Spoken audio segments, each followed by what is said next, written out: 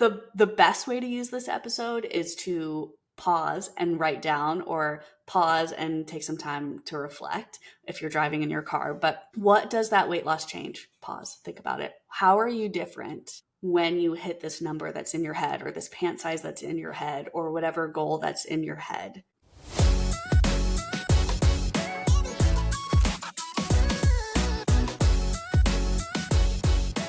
Welcome, Emily here, your sports dietitian, and you are listening to the Fuel Your Comeback podcast. Today, we are addressing a question that I get 1,000 times a year, and it is January, so it feels like the right time to do it. If you are anything like me, your feed is being bombarded with New Year's resolution stuff, and I feel like a weight loss goal is typically very common on that list. So what I want to do with this episode today is, one, the answer to this is up to you, and I'm going to ask you some specific questions to dig a little bit deeper and empower you to feel really confident in whichever way you go, and feel comfortable in that choice. Because genuinely, well, in specific cases, there is a wrong answer. But for the most part, there's no right or wrong answer here. It is up to you and what you need. I'm going to share how calorie deficit can impact different tissues that you might be trying to heal,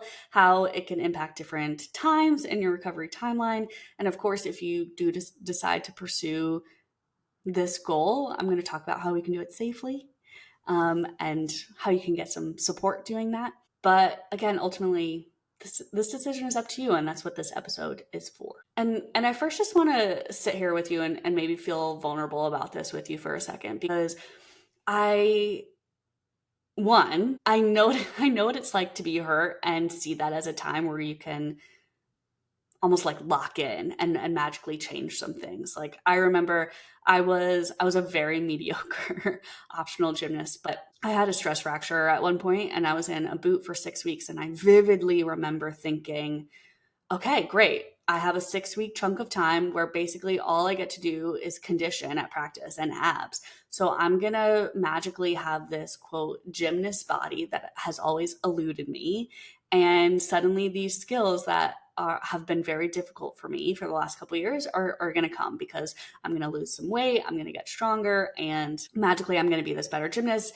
And it's all going to happen in this 6-week period. And I think it's so common to kind of get sucked into that thought process of like, okay, I've been given a chunk of time. Let's get better. I also think it's really common to almost go the opposite way, where you get overwhelmed with this injury you have and you put things off. And then suddenly you have that feeling looking in the mirror, like, I feel out of shape. My clothes aren't fitting. I don't like how I look.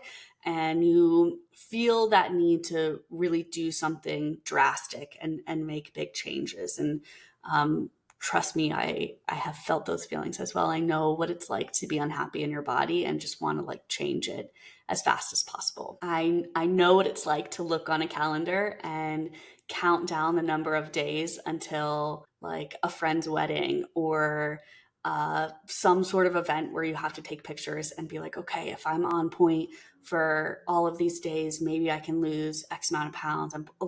I've also done that mental math, which is what, I mean, this is kind of why I'm here. This is why I like talking about this stuff, because getting away from that is genuinely life-changing. But this is also why I say this is up to you. This decision of what you want to do and what you want to work on and being at a weight that feels comfortable is up to you. There is more work that goes in behind it, truly, than just a number on a scale or the size of your body. But I genuinely feel like I understand and I can empathize, and that is why this is your decision. I am here to make sure we do it safe, to make sure that you're not going to do anything that harms your future self. So let's get down to some questions that I would ask you if we were working together one-on-one before I start to lay some information on you. Number one, what does this weight loss change? The best way to use this episode is to pause and write down, or pause and take some time to reflect if you're driving in your car. But what does that weight loss change? Pause, think about it. How are you different when you hit this number that's in your head, or this pant size that's in your head, or whatever goal that's in your head? Does it change your confidence level? Does it change your ability to find a romantic partner? Does it change your athletic ability? Does it make this process go faster for you? What is the outcome in your head that happens?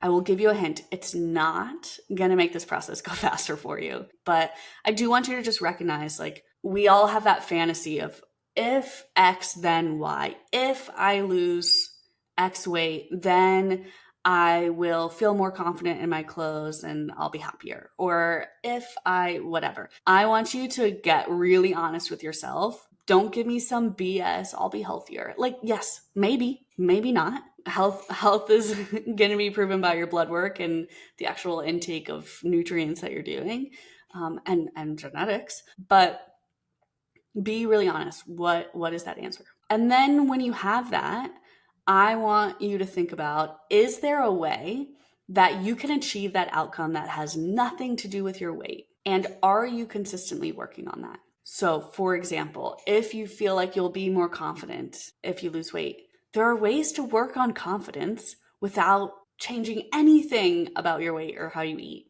There are ways to feel comfortable in your clothing without doing anything about your weight or how you eat. So again, no problem if you would like to work on a weight loss goal, and recognize what are the other things that we need to have included in this based on that.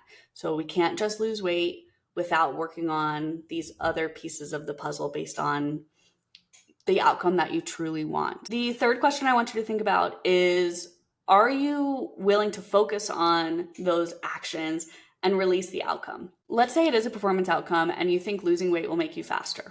So it's a huge misconception, especially in the distance world. The things that are outside of that we truly know can help with your speed are fueling for practice, getting adequate carbohydrate, focusing on recovery, focusing on protein, certain training methods, getting enough sleep. Sometimes it's mental performance. Sometimes it's things like that. Are you willing to put equal effort into that? And how are we going to measure that? So now that I have forced you to consider where this goal is coming from and hopefully come up with some side-along goals and process-driven goals and maybe some other metrics to consider other than just the number on the scale, let's actually talk about the rehab piece of this.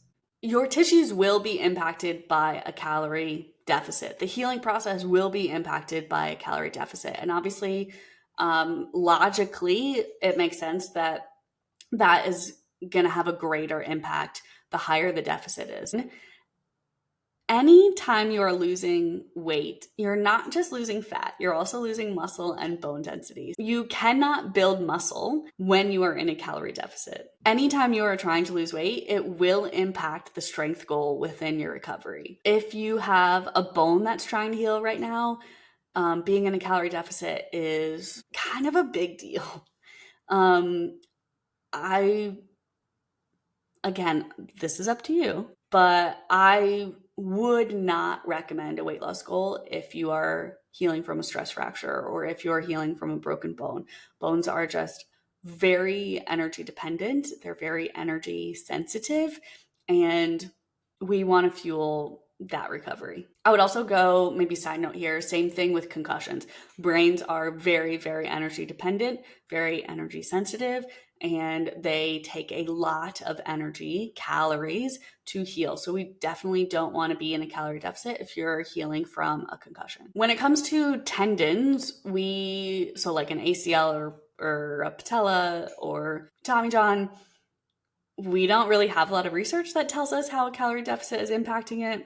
I'm going to guess that it is, but I'm just going to let you know I'm not really going off of research there. Long story short, regardless of what you're trying to heal, if we are operating in a calorie deficit, then it's potentially slowing down that healing process. What's more important is where you are in that process and how impactful it's going to be.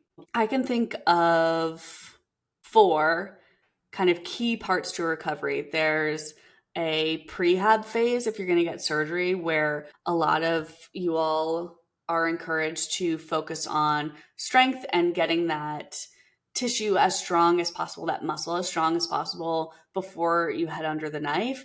I would say that period might be okay if you would like to work on a weight loss goal, because we're not healing from that surgery yet. We don't have this huge catabolic, like muscle wasting phase going on. Yes, you're not going to build as much muscle heading into that surgery as you would have if you were not in a calorie deficit. But I would say pre-surgery, I feel relatively comfortable with that if this is something that you really want to do. Heading into like that immediate post-surgery phase, this is where I feel most strongly that we really, really, really do not want to be in a calorie deficit at that time. We need to make sure that we're getting the carbohydrates that you need for energy, getting your adequate protein, getting all the nutrients that you need, those fruits and vegetables that you need. That's so difficult to do in a deficit.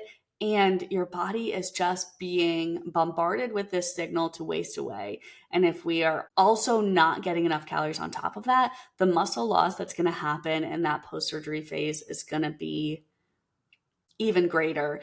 And how that impacts you in the long run is potentially losing more muscle means taking longer to build it back. So if you're in that post-op phase, I would, the timeline is different for everybody, but I would say a safe timeline is maybe let's try to hold off 6 weeks, a month, maybe.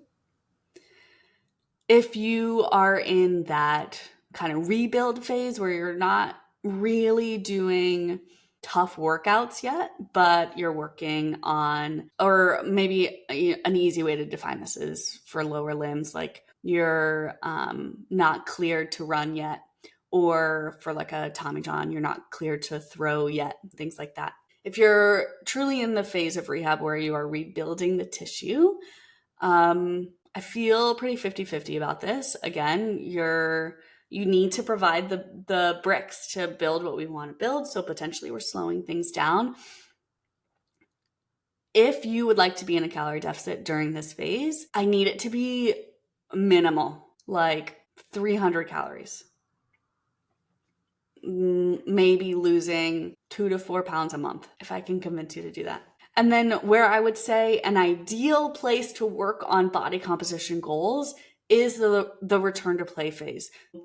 Once you have been cleared to do your normal activity, this is the perfect time to do it. This is when we want to do it. Because on top of that, once you are back on the field playing your sport, we don't really want to be working on a weight loss goal when you're in season. So that return to play phase is the appropriate time to work on this.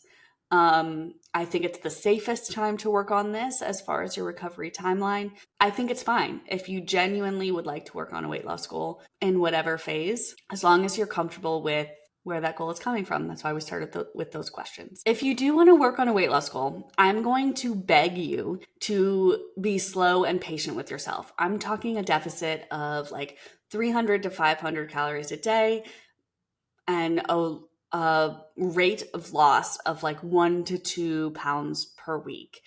And if you are in a deficit, I am desperately asking you to focus and lock in on your protein goal and to lock in on your nutrient timing. And what I mean by that is, so even if you are eating enough calories, but you have a 10 a.m. lift or a 10 a.m. run and you skip breakfast and you are going into that workout and basically a perceived deficit, right? Like your gas tank is not full heading into that workout. You are still going to get all the detriments that come with being in a calorie deficit for that workout and that signaling on that tissue, even if you eat adequate calories the rest of the day. If you are choosing to be in a deficit, let's at least try our best to be fully fueled going into your workouts. If you have a 10 a.m. workout, then I need you to get a really solid breakfast in, and that 300 to 500 calorie deficit is going to come later in the day. So just because you're working on a weight loss goal does not mean that you get to skip what we know about sports nutrition. You still need carbohydrates to fuel for that workout. And carbohydrates in general, even if you're not in a calorie deficit, but you're not eating enough carbohydrates, can still have a negative impact on your tissues. So let's say the same scenario where you have a 10 a.m. workout and at breakfast you had an omelet and a protein shake and you nailed your protein. And then you're going to have enough carbohydrates later in the day, you still entered into that workout in a perceived carbohydrate deficit, which can be which can be detrimental. So if you take nothing away from this episode other than this, it's that even if we are working on weight loss, I need you to remember the principles of sports nutrition, and I need you to fuel for your workouts. I need you, for the love of God, like I need you to eat breakfast. I need you to have some sort of carbohydrate source before your workout. I need you to have some recovery after. And then if you want to have a dinner that focuses on, fruits, veg, healthy fat, and you want to reduce your carbohydrate intake at dinner or, whatever, fine, great. But let's fuel for our workouts. The other thing that I want to say here is, if you want to work on this goal, 100%, I support you. And if you find yourself flopping between, all in, all out, or ever feeling guilty about the food that you're eating, or finding yourself constantly being like, oh, I'll start again tomorrow, I'll start again Monday, I'll start, fresh, and you have a new clean spreadsheet that you can check off every day and it goes to crap if you miss a day. If you are finding yourself kind of feeling like this is dramatic, then I want you to consider working together, because you don't have to white knuckle this. It doesn't have to be super, super hard.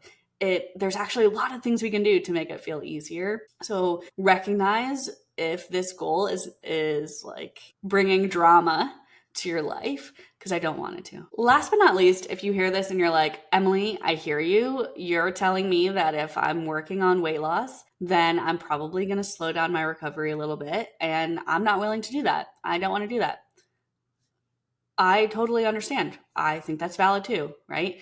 That's maybe my preference. But the other thing is, if you're going to hold off, you don't get to neglect your nutrition entirely, right? I still want you to hit your protein. I still want you to lock in on trying to get your 5 fruits and veg a day. I still want you to focus on your nutrient timing and follow our sports nutrition principles. We don't just get to see this as a way to like procrastinate something. You know what I mean. We can still use this time as a way to maybe start to work on that voice in your head around foods that you're eating or around your body. Because if you have made this decision of like, okay, I'm going to wait, I'm going to focus on my recovery, I guarantee you're still going to look in the mirror sometimes and be like, frick, this stinks. Like, I don't like what I see and I'm really uncomfortable. And there are tools that we can work on to feel more comfortable doing that. I still want you to set goals and standards for yourself, just not in a calorie deficit.